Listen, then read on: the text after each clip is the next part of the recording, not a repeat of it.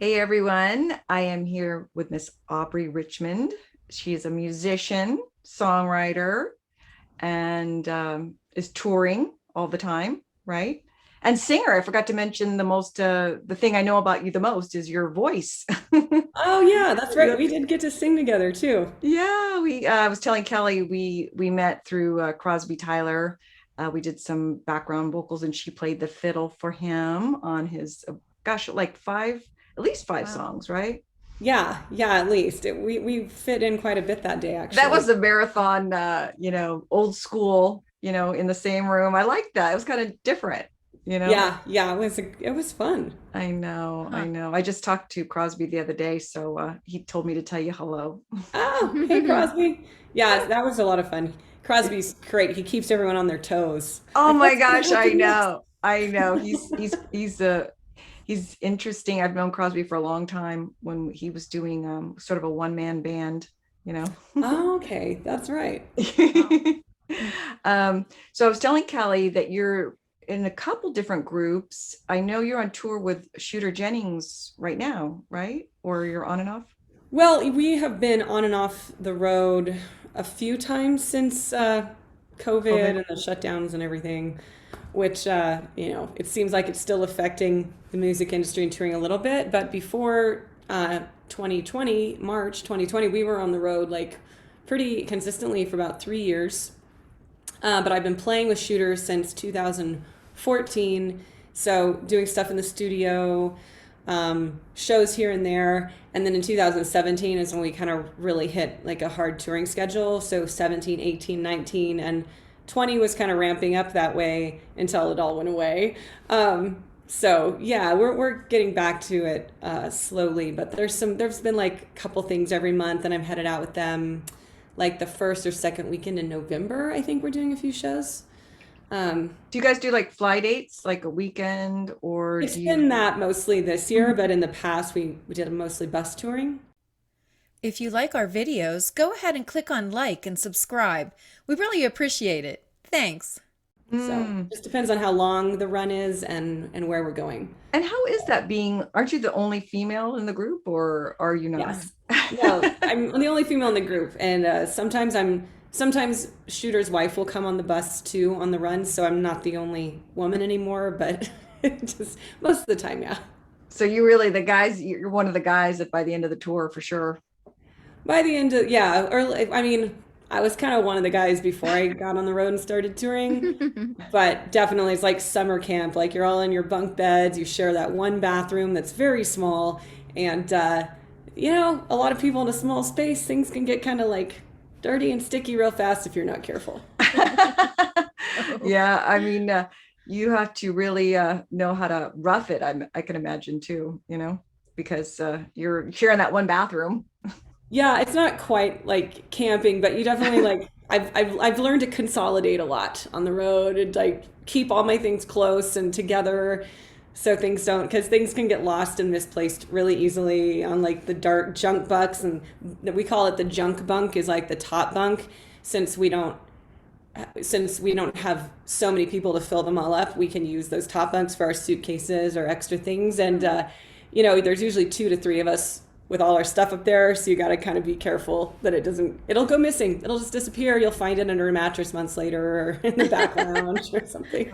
And I've seen Well, pictures of you on various sites, and you look amazing. You get all, your black leather, and you get all dressed up. You look great. That must be hard. It's always hard when you have to get ready on the road, I would think. Yeah, I mean, I grew up as a tomboy, so I Mhm. never really thought of myself as high maintenance. But once I learned how to kind of be more of a girl, I did start becoming high maintenance just because it just took me longer Right. not only to figure it out, but to like to do it. So but usually, so I have my suitcase on the bus, and then we have a little closet in the back, and over the years, it's like early I wanted to wear a different outfit for every, you thought, oh, maybe I should wear a different outfit for every show. But you're looking at the guys and like they just change their shirt once in a while. And Yeah. I'm like, why am I doing this? And then it kind of like clicked when we went on the road with Duff Yeah. McKagan in 2019. where we were his opening band Oh, and his backing band. I didn't realize that. I thought you were in Duff McKagan's band separately, but you were opening with Shooter. Is that how it worked? Yeah. So basically, when Shooter produced his album Tenderness in early, was it? I'm not sure the exact. I should remember the date it came out, but I don't. But we did after the album came out. We went on the road with him. We did a U.S. tour in May, and then we did a European tour of like late August into September. They were both about 3 weeks, and so because Shooter produced that record, Duff just decided to take us on the road as his band because we all played on the record, and then we were the opener. So we do like a 45 or 60 minute, something like that, 50-minute set with Shooter. Then we'd go off stage, and everything would get. I don't even think we had to rearrange things. We had a stage plot that was kind of compatible for the both setups. But then I'd go change because I didn't want to be in the same clothes for both shows. Right. You're like, But I kept it "Oh." simple. And my friend Al Bain he made my first and only pair of leather pants. And that the Duff tour was kind of it kind of instigated that, especially when we had the opening slots for Guns N' Roses. So, I wanted to have like more of a look. And after that, I just kind of started wearing kind of the same thing for every show. Right. Yeah. Keep it Makes it so simple. much easier. I have a question. So, what genre is this music? With Duff, the That's album would be considered Americana. Oh, really? Okay. Okay. I Yeah, didn't but know it that. That's not- has all these diverse elements. I'm not even sure how we categorize music anymore. And same with Shooter, like he's kind of rock, he's kind of country, but he's never been kind of that like Nashville sound. He's always kind of done his own thing and had his own vibe. Yeah. I like that. That's Yeah, I fun. was going to ask you about Duff's band that Shooter produced. So it's Americana. I wasn't sure, because I know you played the fiddle on it, the fiddle. Yep. Played the fiddle, did some harmonies, and then actually right when everything shut down is when my band's album came out in March 2020 called Time. So I have this original project called Mustangs of the West, and we had an album. We have a great album, but because of everything, like the music industry going away for a while, we didn't get to do our tour or anything. Yeah, so it's called Mustangs of the West. I was going to ask you about that. Is that also, yeah. huh? I got ahead of you. Sorry. Oh, no, that's good. I'm glad you brought it up because, who knows? I might have forgot. But anyway, we'll put a link under the video Yeah, for yeah. your stuff. So, who's in this band? Is it your band or primarily, or It's a bit, well, you know Who what? makes up the band? I've typically been pulled in as the last member of almost every band I've been in. So usually like somebody leaves then they need to replace somebody, or a band gets back together, but they need like one extra person. So like call Aubrey. And this has happened repeatedly. Like I'm kind of like famous for being a replacement at this point. So with the Mustangs, actually were an all-female band back on the local LA scene in the late 80s and early 90s. And so they were playing the Palomino, they were co-billing with like Dwight Yoakam, the Dixie Chicks, Rosie Cool. Flores, Wow. Jim Lauderdale, like all these other great acts. But I don't know if they were a little ahead of their time, but the timing didn't quite work out. And everyone went their separate ways. But they'd done like some great shows and some great tours. And then they all went off and had their own careers. Sherry Barnett went from that and continued her photography career, and has an amazing archive of pictures of all the concerts she's attended, and her photography mostly focuses on music. And she recently released a book called The Eye of the Music. But she was the one that decided wanted to get the band back together. So she pulled in two of the original members, Susanna Spring as the lead singer and Holly Montgomery to be the bass player. And then Suzanne Morissette is our drummer. And they were all friends back in the day, but she wasn't one of those band members. And then I knew Sherry through the LA scene and other bands. I'd played with another band at her backyard concert. So she knew about me, and we all got together and we recorded a single, and then she kept pitching it, and we got a record deal with Blue Alon. And then, fast forward a couple years, we released an album, and it's been a crazy ride. Sounds like a lot You're of fun. busy. You're doing a lot. Well, I was, and Yeah, now well, I'm I guess, starting yeah. to again. Yeah. COVID slows us all down. It's But, starting to pick up, slowly starting to pick up again, right? Yeah. Well, I just got off a 3-week tour with I've joined a couple new projects because Shooter's been focusing more on production work, and he's been doing a lot of cool records, and I usually get to play on them, which is very cool.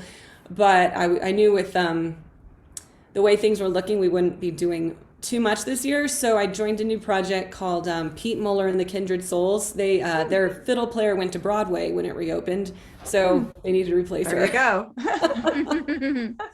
And actually, next week, so I just got back a couple days ago from that tour, and then next week I'm leaving on another tour with another new project with Peter Asher. He has a show called Memoirs, and so Peter Asher that produced Linda Ronstadt?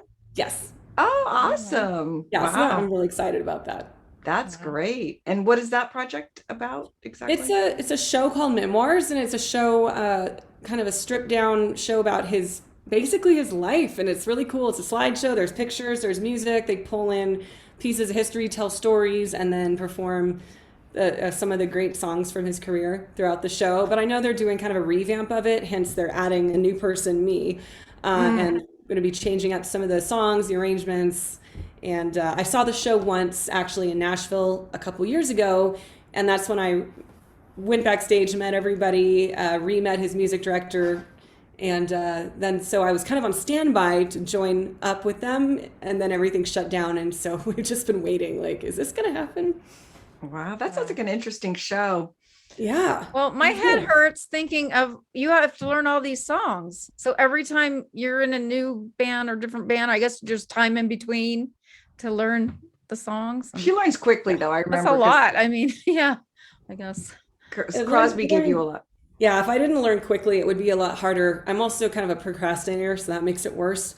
But I kind of just try to create, I've just kind of gotten better at making sure I don't overbook. I try not to overbook myself and leave space. Like, I'm basically trying not to schedule anything between now and when I leave on the next tour, because I need that time to like really get these songs in my head. But most of the learning for me is just repetition and listening to everything. And then, once I have that, it's a lot easier to like know where all my parts lay in, if that makes sense. I wanted to ask you, when you started studying music, were you a kid? Did you start studying the violin, like classical music, or what was your first thing?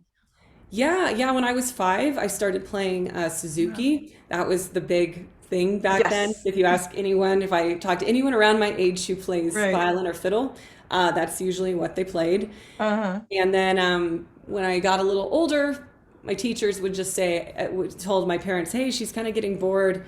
We think it looks like she's losing interest, so we're going to try teaching her some fiddle music to see if that keeps her like more engaged. And as an extension to that, I started going to fiddle contests, and so the competitive aspect and meeting other kids, like people my own age, kind of kept me interested enough to practice once in a while.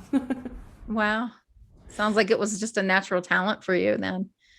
It's possible. Or if you just make a kid practice long enough at the same thing, maybe they just get better. Well. I don't. But this reminds me, Kimbra, because we always talk about how I'm not musical at all. So, Kimbra's the musical part of this, and I just kind of on the sidelines, always listening and learning, and I'm fascinated. But I just remembered this when I was in school. My parents said, you could have one. My sister and I think we were allowed to learn one instrument. I played the auto harp. You guys know what that is? I keep hearing about it, but I don't remember what it looks like. It's a flat guitar is the only thing I can think of. It's got strings and a pick, and it sits flat, and you just strum the strings. And I was terrible, I'm sure. But I did take lessons. I took some lessons, and I think like June Carter Cash or some country woman. That's where I got the idea, because whoever hears of an auto harp. But anyway, so it's kind of, I guess, a harp that's flat. It's got strings. I remember what it looks like. I always see, because other people talk about how they played recorder in school, and I don't remember that ever. Like I've never seen one, never played one. And then also there's a hammer dulcimer. And so I think sometimes I confuse the auto harp, even though I know what it looks like. I just had to share that because I never think about it when we always talk about music. I'm like, yeah, I'm not musical. I've never done anything. And I'm still not. I mean, I obviously didn't have great talent at it, but I tried. So anyway, I just had to bring that up. You know, and maybe if you had been forced to practice an hour a day, you would have gotten better. Or you would have found another instrument that you liked more. Maybe, I don't know. Aubrey, were your parents musicians or musical at all?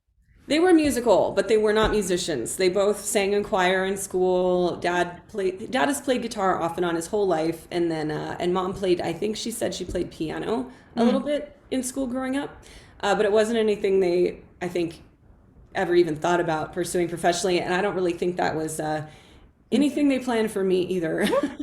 How do they feel about it? Like when you first started making money at something that seems so fun, were they surprised or?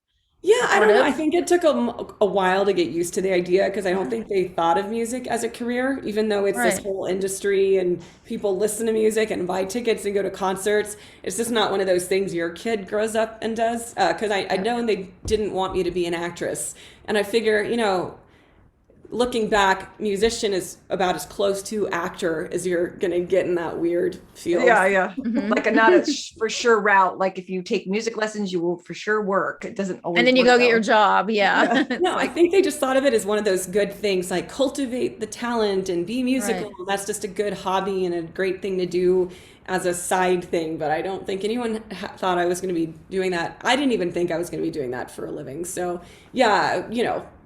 Everyone was supportive enough, but I think everyone was waiting for me to get a real job for about the first 5 to 7 years. Yeah, they're like, she's going to be tired of starving after a few years, right? Yeah, she's not going to be hanging out in bars and playing music and drinking till 2 a.m. forever, is she? That's not a lifestyle, sustainable lifestyle. Not a job, a career. That's Kellie and I had another musician a few podcasts ago, John Levin. He plays for the Dokken. Okay. And he had a similar story, you know, because he was like, my parents were like, no, we don't want you to be a musician, you know. So he went to law school. So he's a lawyer and he plays with Dokken. Yeah, can you imagine? Well for him having that law degree. Yeah, that's right. That's right. But so what's next for you? Your original group or the female group or the Mustangs of the West? Well, I have a couple things coming up, so I'm just trying to like get my life more organized, so I'm like not going crazy doing them all. But so the first thing will be I have some shows coming up. You know, occasionally I'll have a show here and there with an outlier band that I've played with off and on over the years. So I'm playing a show with my friend's band Incendio next week, who I love. They're amazing. They're an all instrumental, kind of a world Spanish guitar influenced group. Oh, cool. And then I have rehearsals and we leave on the Peter Asher tour on the 21st. And we get back on the, I think 27th, we play the Grammy Museum on October 30th. Then I have rehearsals with the other group in early November. Then I go out with Shooter for 2 dates mid-November, and then Mustang starts pre-production on their next album, like also mid-November, because we're recording a new album in January. So I'm stoked about that. And in the meantime, I'm working on the Michael Doman Artist Foundation, which was recently established and set up in memory of a friend of mine who passed away named Michael Doman, who was an amazing artist. So I'm one of the directors of that foundation, and it's something I'm integrating into my life, where we're going to be sponsoring other up-and-coming artists, like people who kind of continue the spirit of his legacy as kind of this non-compromising, all about the music artists that maybe need some help getting their music out there, whether it's financial or otherwise. Like, we're going to be supporting people like that and bringing more attention to the music that he recorded during his life. So he didn't record very much after his initial big project called The Broken Homes. I don't know if you're familiar with that band, but they were pretty big in the LA scene, the rock scene back in the like early, like mid through the 80s or early mid 80s, like the Rolling Stones opened for them. Oh, wow. Which I think is amazing. And Wow. he was an incredible singer, songwriter, frontman. And but after that band, he didn't really release much of his music ever, but he recorded a ton of it. So it's going to be so much fun. I'm really excited about releasing his music, even though, you know, he's not with us anymore, so that other people can hear it and enjoy it and become more aware of who he was. So He was a good friend of yours? he was, yeah, a really good friend of mine. I met him at a Christmas party in 2012, and he became like a big brother. He just definitely had a way of like mentoring people, taking them under his wing, and just being a really great listening ear if you were going through stuff. Oh, that's nice that you're doing this, that you're honoring him and keeping his memory alive through his Well, music. he kind of appointed me a director without asking me, so I had a choice, and of course I would never say no, but I didn't find out any of this until after he passed away from his brother, who set up the foundation and told us all that Mike wanted us to be directors of this foundation. So myself, two other gals, and his brother are kind of getting this all up and running. We're ready to launch. We're going to be launching a website soon, and then we have an artist showcase coming up in December. So that's, you know, all stuff to be like working towards. Well, you do have a lot going on, huh? Yes. Yeah.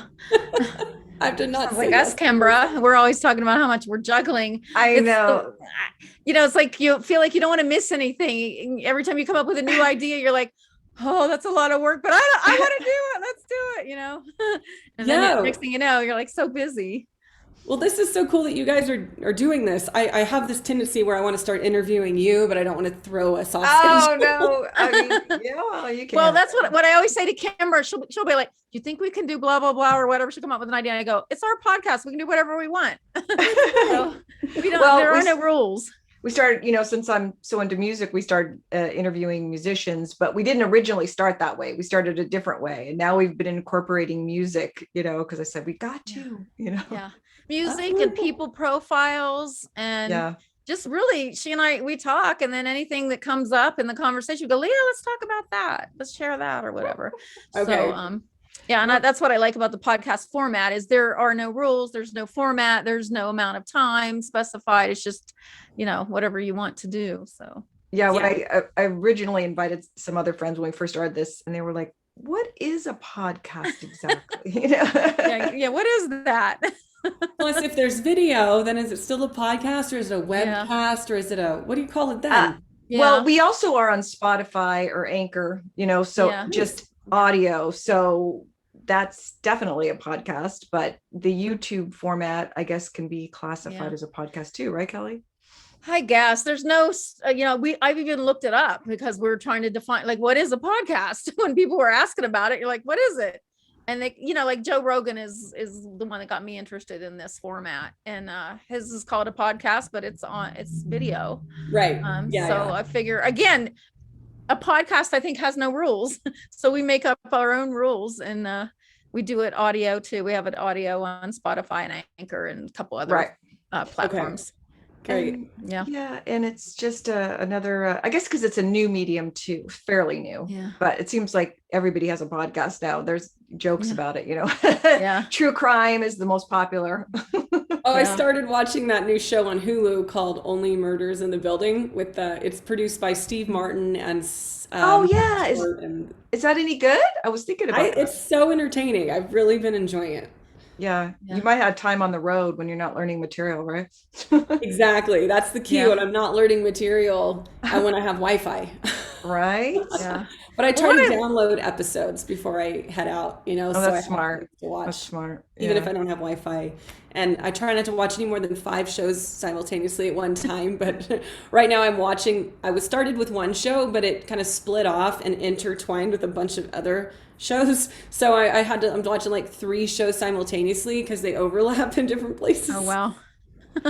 Aubrey, I was going to ask you, your band, Mustangs of the West, do you guys have one CD out, or, I mean, how much music do you guys have out, by the way? Yeah, we have one CD out called Time, and it was produced by Mark Howard, who is, I don't know if you've heard of him, but a fairly legendary producer especially in that genre. Like he's produced a lot of amazing artists.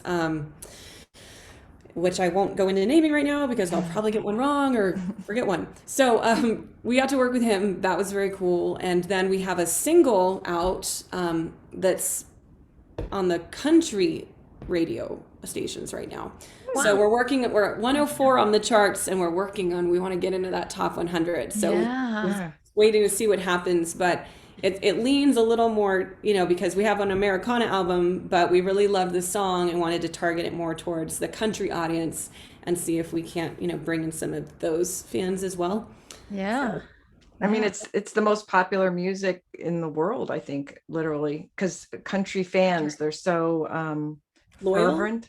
Loyal. Yeah. I was going to say fervent. That's not the right word. Loyal. Too. Yes. Well, and who can't relate to country music? I mean, everybody can relate to it too. Yeah. I love country music, but a lot of my rock friends are always like, country's my least, but I love all music, but I really do. And the British bands that I love as a kid, the Stones and all those people, they're like, they all love country music, especially England loves American country music for some reason. Those older British rockers. France too, and the Netherlands. Like, I feel like I know artists that are like always touring in different parts of Europe, and they just get such a warm reception from everybody. Wow. So, Yeah. Actually, so we're touring with Shooter in the UK next year. Well, not just the UK, Europe and the UK. So I think June. I think we'll be there during my birthday. Wow. Do you have any on the road stories of mishaps or funny, silly, scandalous that you can share? The things I can think of that are scandalous are a little too scandalous. Yeah. And plus, they're all like these because, there was a fair amount of drinking there for a while. I only remember like partial things. But I didn't get to LA until the end of 2005. Okay. So, Oh, you moved to LA in 2005? Yeah. It's been like about November. 16 years, right? Is it 16 years? Yeah. Getting there. Yeah, Okay, November it'll be so, 16. yeah, so that makes sense. And yeah, I was all over the Strip for a couple years. I was like, I loved it. I was going out to see all the shows. I was a big fan of this band, and I'd never been a fan of any band, so it was really weird to be like a fangirl. But one of the bands I played with had friends in this other band that was a rock band big on the Strip called Poets and Porn Stars, and so we would go see them. And they were all they were so great on stage and so much fun. And they had this great following and like rabid fans, but then they were all actually really nice people. So I actually became friends with some of them. And then we'd see each other out on the road when we were touring, we'd like cross paths at Sturgis or in Austin or something and go out and see each other. So those were fun times, but that was a long time ago. And it's just all, I don't know. I don't know if it's all changed or if it's like you get older and all the people you were friends with get older and then the scene isn't the same anymore. Yeah, it's not your friends anymore. It's younger, new friends and new people. A lot of my friends, you have to make younger, newer friends or just move on. Yeah, a lot of my friends have moved to Nashville. I heard that's like the place to be, whatever genre music you're in. Yeah. No, so many people have been moving to Nashville. I mean, it started years ago, but they just keep going like bye. Just changing their address in my phone. Some rock guitarists I know moved. This was like 10 years ago. They moved to Nashville, but then Crosby was telling me that it's like whatever kind of music you're into, wherever you go, clubs, anywhere in Nashville, they're playing live music. He's like, you got to check it out. I feel so late to the game. Why haven't I been to Nashville? Have you visited yet? I haven't visited, but I'm going to. I'm definitely going to.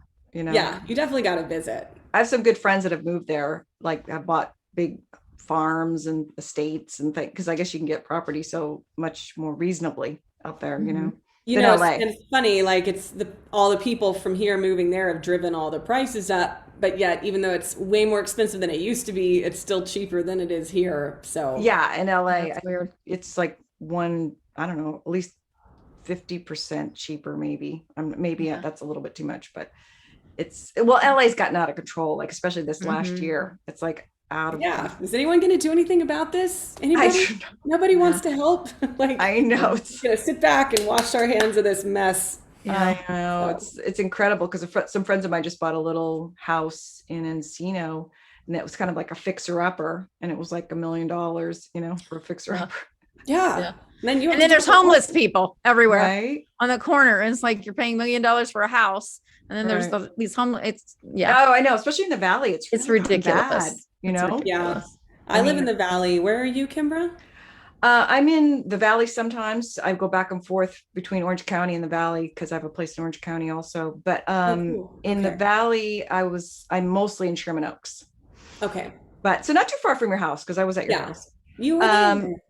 Yeah, but I couldn't believe how bad the homeless problem got, within the last few years. And the valley was never like that, like 5, 6, 7 years ago. Yeah, there's just a overall enormous lack of solution-oriented thinking in our government. Well, that's a very polite way of putting it, Aubrey. I don't always say it that way. But You're very I'll start diplomatic. using that. It comes and goes depending Yes. on if I've had a drink or not. I think. Right? We want to hear the real truth. Yeah. Next Aw. time. Anyways, Yeah. we were so glad to have you on, and I'm gonna Yeah, really. private message you and get your links and stuff, your Okay. for all your stuff, so we can put them below the YouTube video. All right. That sounds On great. Anchor. Well, it's so nice doing this with you. Thank you for inviting me, for thinking of Yeah. having me on here. I appreciate it. Well, you're so talented. I was telling Kellie about you. I was like, Yeah. I was like, Very impressive. Yeah, well, not only a great fiddle player, because I heard you when we were rehearsing with Crosby, and then you're a really great singer, and you came up with some good harmonies. So We did get some good harmonies going on. yeah, Huh? we did, Yeah. and I heard some of his stuff, and it came out good. So maybe one day I'll send you the song that Crosby sent me. So Oh yeah. Eventually, I'm sure I'll hear how this all came out. yeah, You have to kind of exactly. talk it down sometimes. exactly. All right, well, have a good one, and stay safe and keeping all your projects, juggling them all. Yeah. Thank you. Yeah, Yeah. I've got to get better at that, working on it. So all Well, of us. nice to meet you, Kellie. You and too. You, It's a Kimbra. pleasure. See Yeah. you later. Take care, Aubrey. You too. Bye. Bye.